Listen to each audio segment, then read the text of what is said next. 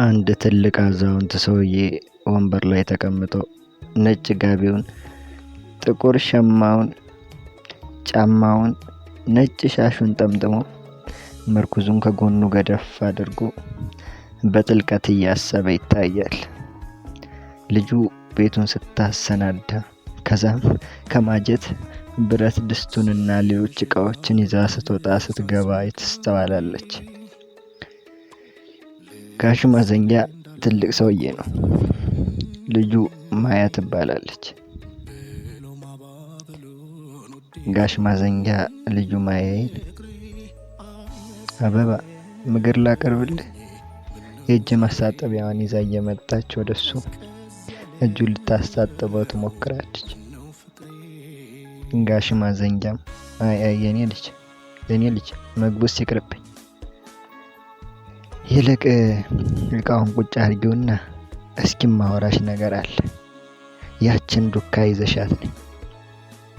እማያየም የያዘችውን የእጅ ማስታጠቢያ አስቀምጣ ዱካ ወንበሯን ይዛ መጣ እግራቸው ስር ትቀመጣለች።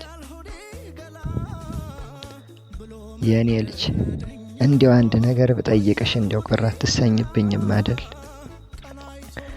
ማያዬ ፈጠን እያለች ጠይቀኝ አያቴ፣ ለምን ቅር ይለኛል?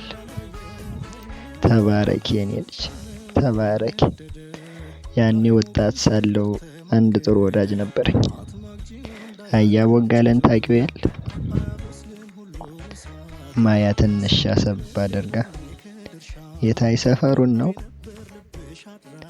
አዎ፣ የእሱ አባት እንዴት ያለ ወዳጅ መሰለሽ የነበረው። እኛ ያኔ በወጣትነታችን ብዙ ጉዳዮችን አብረን አሳልፈናል።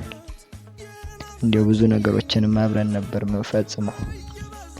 እናም አንድ ቀን አብረን ቁጭ ብለን አረቂቱን እየተጎነጨን ሴቷ አያትሽ ያን ጊዜ እርጉዝ ነበረች። እናም እንዲህ አለኝ፣ እንዲያው ወዳጄ፣ እንዲያው ዝምድናችንን እንዲያው ምን አለ ወደ ወዳጅነት ብንቀይረው? ለምን እንዲያው ዘመድ አንሆን? እኔም ያን የሰው ሁሉ የሚቀናበት ወዳጅነታችንን ወደ ዝምድና መቀየር መች ጠልቼ እና ታዲያ እንዴት ነው ወደ ዝምድና የምንቀይረው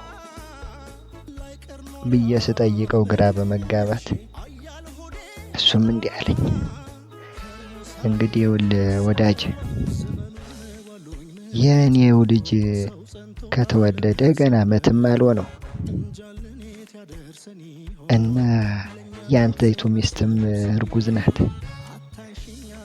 እንግዲህ የኔ ወንድ ልጅ ስለሆነ ያንተይቱ ሚስት ሴት ከወለደች ሁለቱን አጋብተን ዘመድ ብንሆን አለኝ ፈራ ተባ እያለ።